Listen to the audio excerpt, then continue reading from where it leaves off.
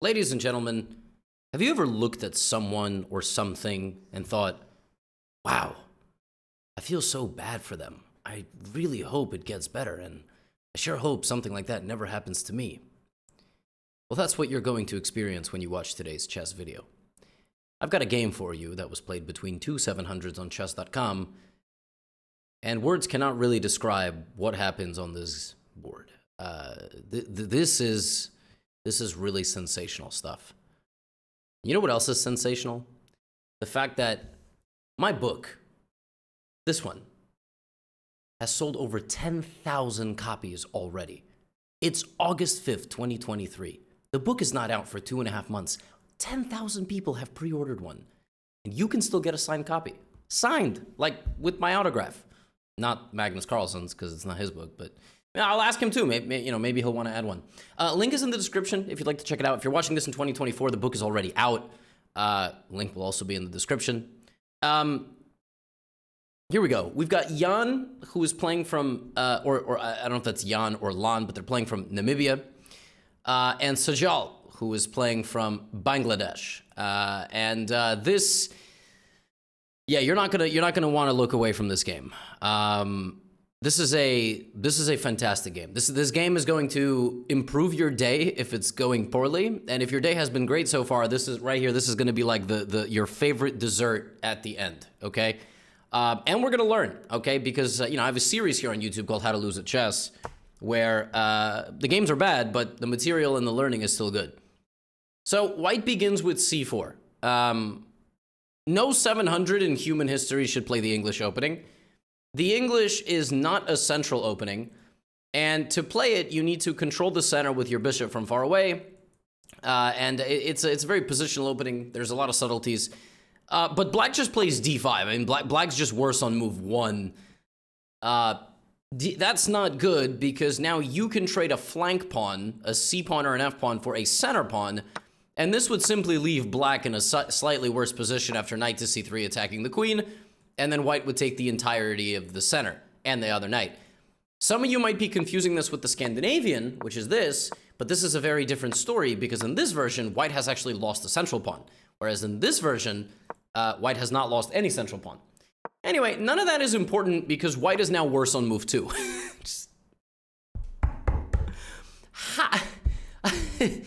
You can't play d3. What d3? They're just gonna take. Was the idea to go here and lose the right to castle on the third move of the game? I mean, my friends, I understand you're 700, but this is why you need this book, okay? Because one of the earliest chapters in this book is how to play openings for White, like just the general ideas and what you should be doing. And I mean, what are we even looking at here? d3. Now, of course, Black should take, remove White's ability to castle, and develop the knights.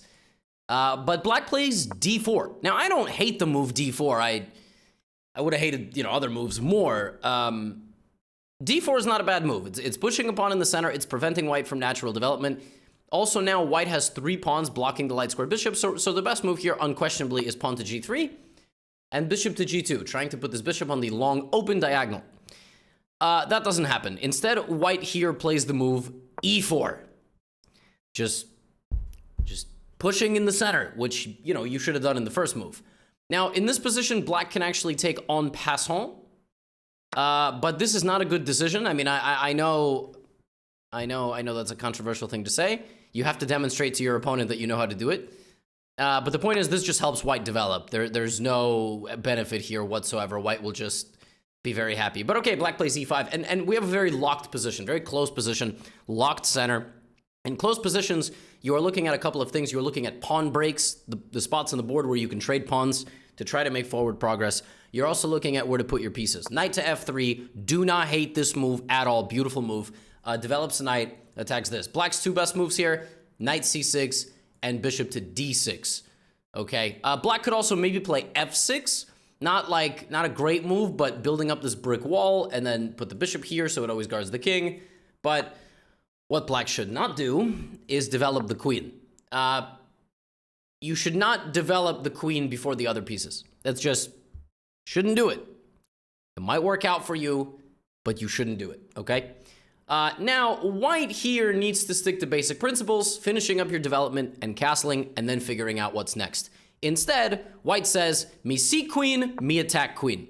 That's just generally how 700 thinking goes. You think, oh, can I play bishop to g5 and attack the queen and it's defended? And there is zero long-term planning whatsoever. You just do it, okay? It's like you're building a house and you want a gigantic statue of a butt-naked king in the front. You know, it's gonna take you over the budget, but whatever. Like, you want it in the front of the house, so no problem. Queen to g6. And now the bishop has absolutely no target. The knight is also stuck defending the bishop, so you can't even take the pawn, which would have been nice because you would lose the bishop.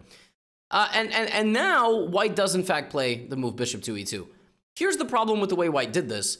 White now has a very clear target. Right, like a move ago, white didn't have any clear targets. White would have went here, castled, life would have been good. But beginners are very simple-minded.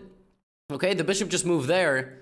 So what is black going to do? Obviously, black is going to attack it, which by accident is a brilliant move. I know it's not reflected as a brilliant move, but you have to remember Stockfish is a college professor standing in a classroom of 5-year-olds telling them that they don't know what they're doing. All right, Stockfish is a scumbag, is a narcissist, okay, and needs to be removed far from society. h6 is a good move. Why? Not only do you attack the bishop, you now attack the pawn over here, which was not a problem before because the queen was on that square, but white inadvertently put the queen there and then now is going to lose this pawn.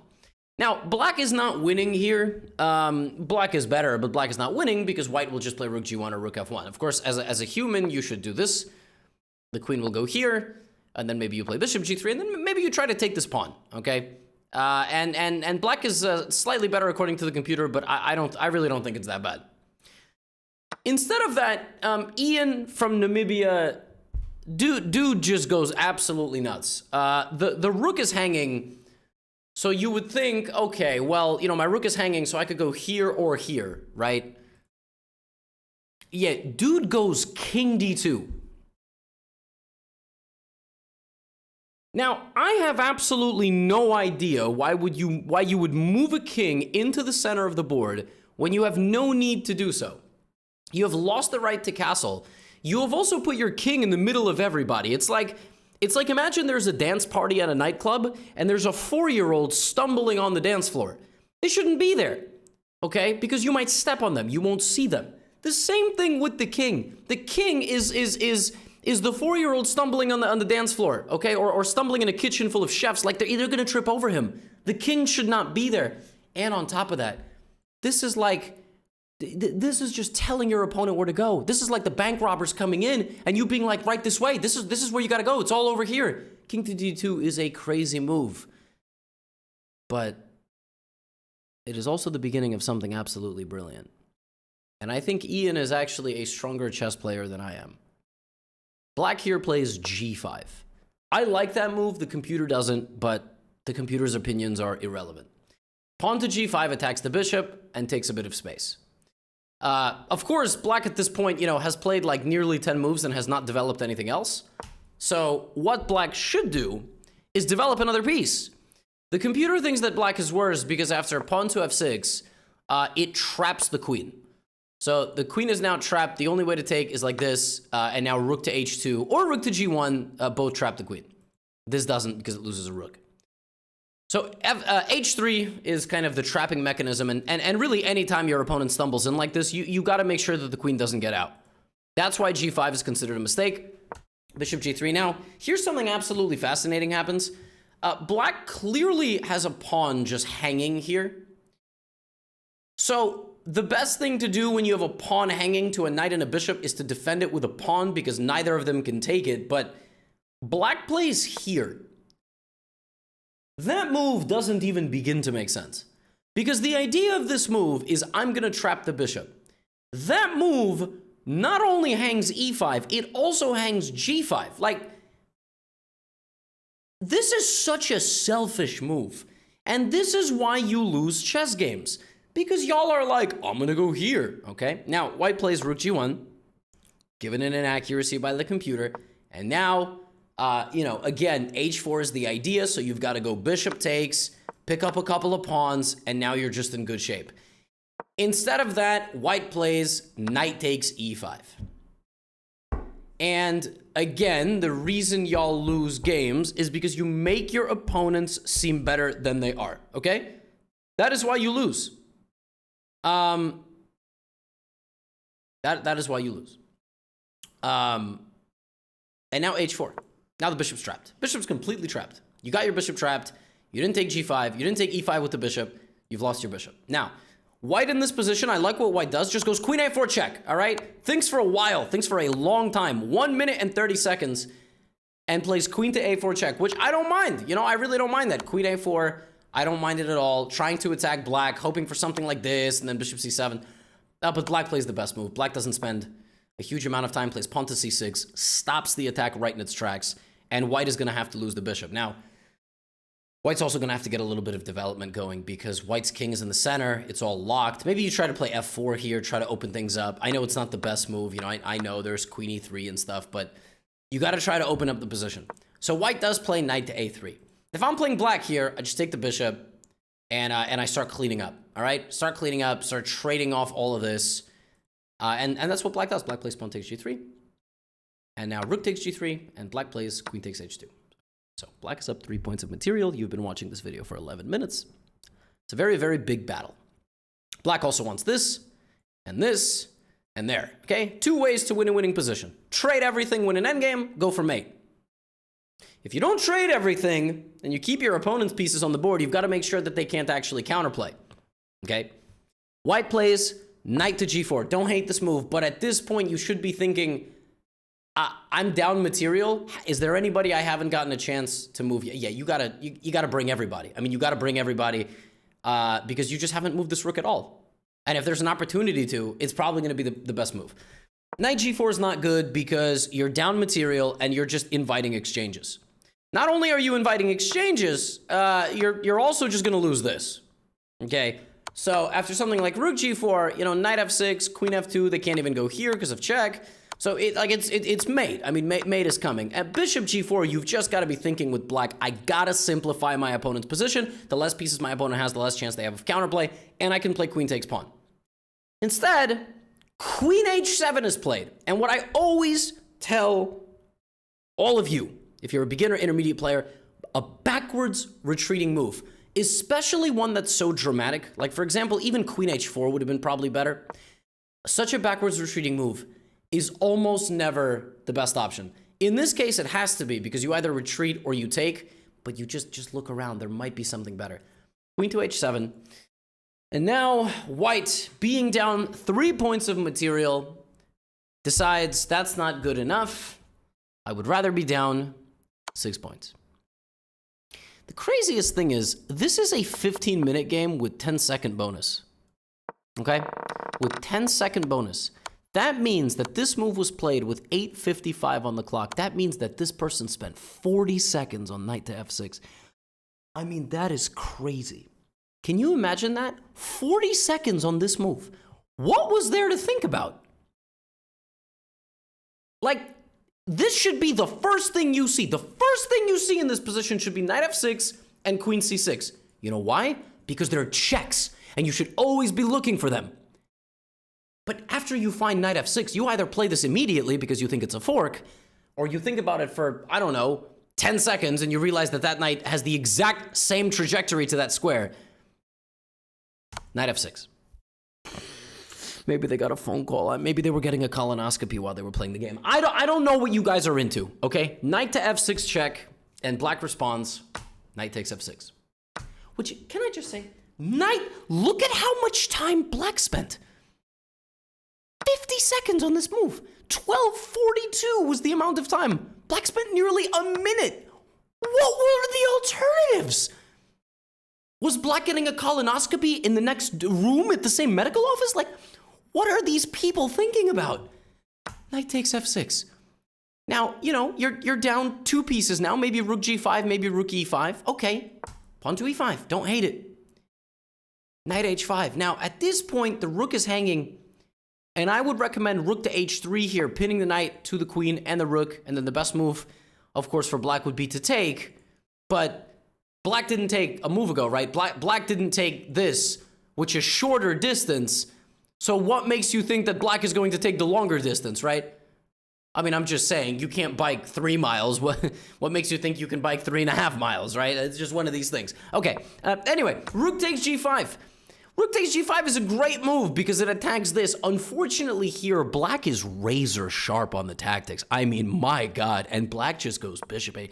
That is incredible vision because a lot of people would go, oh, me knight hanging, knight f4. And I don't even hate them for that. That's not even a bad move, but this is incredible board vision from the 700 to spot the king here. And guess which bozo played king d2 for no reason? Do you see the problem with playing the move king to d2? Now your king is in the middle of everything, so you can't even take with the rook, and the rook can exert pressure on the knight because the rook is pinnable to the king, and the king is not supposed to be in that position at all. You did this. All of you, not even that dude. Bishop h6. None of this would have been possible. She didn't play the move king to d2. f4. Knight takes f4.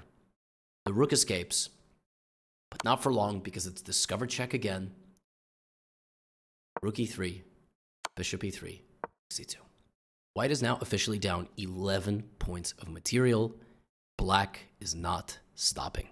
Knight f4. Bishop is hanging, the queen is opened, and that's it. That's it. Beautiful game by black. Black played this game like a real chess player, a real grandmaster. White played it a little bit goofy, but that's life. Now, white here, down 11 points of material, sees a bishop hanging, and hangs a knight as well. Knight to b5 is just losing a knight. And what you should do at a point like this with black is you should just try to take everything. You should also try to take the pieces that are most menacing to you, like this one. Because for one check, it is not worth it. You could even move your king and win, okay? You can block with literally anything because even queen b7 is losing after queen h2, queen e2. Instead, black respects the threat. When you are up 11 pieces of material, stop respecting the threat. Of course you need to be cognizant of this, but you are up so much, like, you have to just end the game. You gotta be thinking just end the game. Knight a6. Knight a6 is still a great move. It does allow knight d6 check, but it prevents knight to c7 check. What do we know about 700 ELO chess? Knight to b5 is played hanging the knight. It's not taken, instead covering knight to c7 check. So white plays knight to c7 check. Now you will notice at this point that the time usage for white has been like a minute per move. So what I don't understand is, why do you guys start thinking about your moves after you've lost half your pieces? Can you answer that question? Why do you decide to spend time when there's nothing to spend time on anymore? Can you answer? No? Okay, well, you should feel embarrassed. Knight f4, knight b5, knight a6, knight c7 is played anyway, knight c7. Black is now up 14 points of material and 8 minutes on the clock. And hangs the bishop.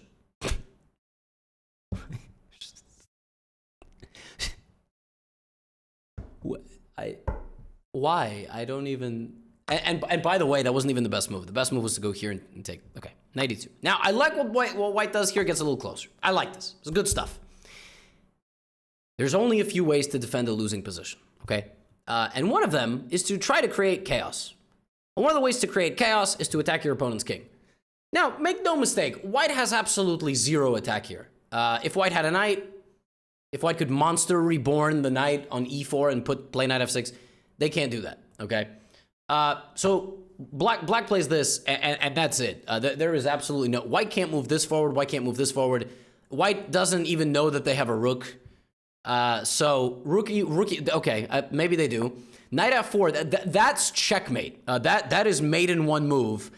It is prevented, by the way. I mean, can we just address that rook to d1 was played with 1 minute on the clock and white actually survives checkmate? I mean, that is crazy stuff. Bishop to f5. Black is getting everybody's coming to the party. Have a real good time. One of the best bands ever. Bishop takes d3 is also going to be checkmate. And if you don't believe me, queen f6 is played by white, which literally threatens nothing. Bishop takes d3. White now doesn't take and get mated. Instead, the clutch defensive move, king to b3. And my friends, those of you who had the patience to watch this far in the video, will now realize that all the way back in the opening, when I criticized this move, king to d2, I was a gatekeeper. I was an elitist. I was a snob. I was a grandfathered artist in the creative space telling a painter that they couldn't do a certain technique. That's what I was. A musician who told people they couldn't play a certain note. Because when push came to shove, that king made it out of the castle. And that king is now going to run in the field to his horse, which will take him even further. He doesn't have a horse in this position, but, you know, the metaphor still stands. Bishop to c2 check, and now the king has been fully looted. Black is up 23 points of material. Do you know how much material you can even be up in chess? Like 38. This is the position. Two of these pawns haven't even participated in the game. One of them, do you know where this pawn is from? That pawn is from the first move of the game. It has been 30 moves, and the king is out there with the pawn. That pawn hasn't moved. Bishop c2, bishop d1, and white plays pawn to e6. The last effort to take like this doesn't even work, and black starts hunting the king. Bishop to d2 check. And it's over. As long as every move you play is a check, you will find mate. King to c5. Now queen h5 is easy, knight to d3 is easy, and then you have bishop checks from the back. You can also show off your angle with queen h2 and checkmate in the next move. Black plays queen to h5, white plays king to d6, and now bishop to b4 is the ceiling deal, which forces the king over here. And in this position, up 9 minutes on the clock and 23 points of material, black decides that right now is the best moment. Take this pawn. And white checkmates in one move with 23 seconds remaining on the clock.